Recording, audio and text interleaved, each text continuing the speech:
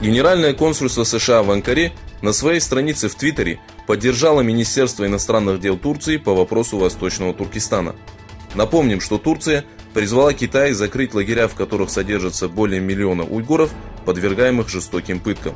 В свою очередь, лидер партии справедливости и развития Малайзии Энвер Ибрагим сделал следующее заявление. Это не только трагедия уйгурского народа, но и всего исламского мира. На съезде общественных организаций в городе Конья была проведена пресс-конференция, темой которой стало бесчеловечное отношение, с которым столкнулся народ Восточного Туркестана.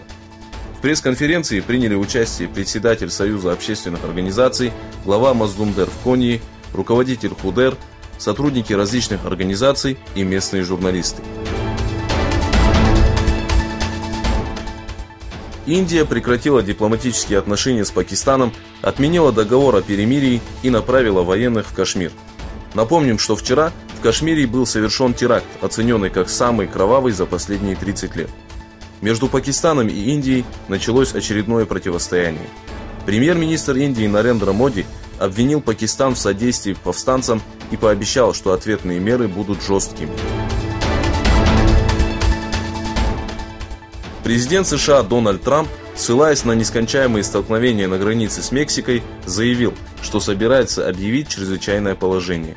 Он подчеркнул важность возведения бетонных стен вдоль границы с Мексикой. По его словам, контрольно-пропускные пункты помогут предотвратить торговлю людьми.